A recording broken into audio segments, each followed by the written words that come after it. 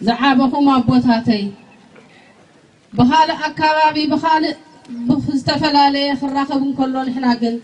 وترو بحزن كن الرخبن كلنا زابير نزيريو أوياتنا سمعوا محرت كوردلنا حواتين من تايزين من لسنا بزابير أنت حزبي تحت انت بالكا قصيد ما انت لها هاجر كحفو سركا يزبل اب نبي سياسه صحيف الحواتي نحن ها تحت انت بالنا قص እግዚአብሔር انت لنا انت تنسحنا እግዚአብሔር ምድርና حفو ሳይخل سبات ولا حتى قبرنا يكوننا عنا سلامو سلفينا بእግዚአብሔር حواتي እግዚአብሔር كل ጊዜ አባናዩ قرابوني قربكم يلي እግዚአብሔር حواتينا من السهاد مالس نام نسان مالس إذا معاتي سكورنا زخير እግዚአብሔር ترايو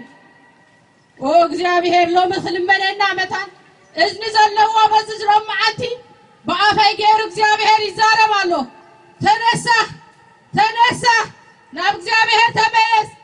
بزيك يسوع كريستوس قال مدحان يلنا مدري نام እግዚአብሔር تملس حواتي تريوا لهم عشرات يطفوا له نفسه أكفسب زترفه زحلفه خيخلو حجي دما እግዚአብሔር إذا معازي يمثالنا اللحواتي تملسوا እግዚአብሔርኩም አውዩ እስራኤላውያን ቅድመ ክንደይ ዘመናት መጽሐፍ አስቴር አንብቡ ከምዚ መዓት እዚኦም ጸሎም ምስለለ ሃማን ዝበሃል ሰማይ ምስ ነገሰ ሕጂ ኸዓ ንሳቶም ከምዚ ሕጂ ሰለማዊ ሰልፊ ኮነን ገይሮም እንታይ ደኣ ገይሮም ኣብ ሓመድን ሓሙሽትን ተነፂፎም مقلبيسهم ناب እግዚአብሔር ማውየም ንጉስ ዝልውጥ ልብ ንጉስ ዘምክህ እግዚአብሔር ጥራይ ሕዋተይ ሕጂኻ ናብ እግዚአብሔር ንመለስ ኣይኮነን ናይ ንጉስ ልቢ ከም ደስ በሎ እግዚአብሔር ሃገር ዝሰርሕ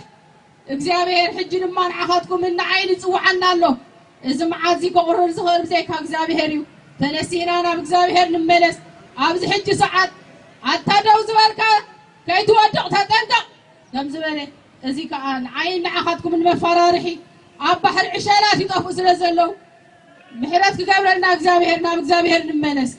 ኣሕዋተይ እስራኤላውያን ከምዚኖም ክሪኦም ከለና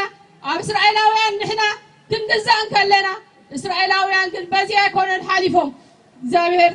ተዓሪቑዎም ዳእምበር ካብ 600,000 ህዝቢ ክልተ ሰብ ኢያሱን ካሌብን ከምዝኣተዎም መጽሓፍ ቅዱስ ይነግር ሕጂ ከዓ ኣሕዋተይ ናብ እግዚአብሔር مسويو أويات إسرائيلاويان سمعين ما خاف سماي ورد كينو እግዚአብሔር ካብ ሰማይ ወረደ خعرقنا نفس وكف سب كنسا بز حج ساعات أنا ናብ እግዚአብሔር ጸዋዒት يقرب الله ኢየሱስ ክርስቶስ ጎይታ ኣብ ልዕሊ ህዝቢ ኢየሱስ ክርስቶስ ጎይታ ኣብ ልዕሊ ኤርትራ ኢየሱስ ክርስቶስ ጎይታ ኣብ ልዕሊ ዓለም ኢየሱስ ክርስቶስ ሕጁን ጽባህን ሎምን ንዘል ዓለም ንሱ ጎይታ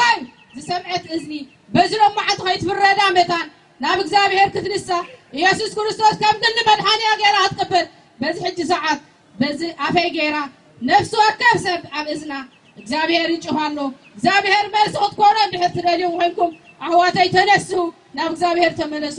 ጸኒልኩም ሰማዕኩም ሊቀን የለይ ንዝሐዘነ ሁሉ ካብ ሰማይ ካብ አርያም ዝኾነ ምጽንናዕ ክወርዶ በሰዓዚ ንእግዚአብሔር ልምነለሁ ምሳኻትኩም ምዞም ካህናት ስም እግዚአብሔር ተሸኪሞም ዝኸር ዘሎ አቦታተይ ኮይነ ንእግዚአብሔር በዝሎም ማዓንቲ ምጽንናዕ ካብ አርያም ክሰደሎም ንነፍሱ ወክሰብ ንነፍሱ ወከፍ ልብ ሕዙን ከጻናን ምጽንናዕ ካብ ሰማይ ዝኾነ ምጽንናዕ ክበጽእ በሰዓዚ ምሰቦታተይ ኮይነ የረክቦም ኣለሁ ጎይታ ይባርኩም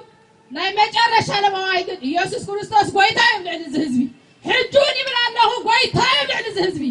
ጎይታ ይብልዕ ዝህዝቢ ኢየሱስ ዘይብላ ህዝቢ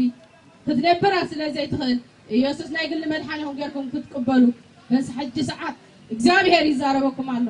አምላክ ምስኻትኩም ይሁን ምድርና ይፈውሳ ምድርና ይፈውሳ ግን ኢድኩም የድልየና ልብና ክንህብ ናብ እግዚአብሔር የድሊ የቀን የለይ ጽኒልኩም ሰማዕኩም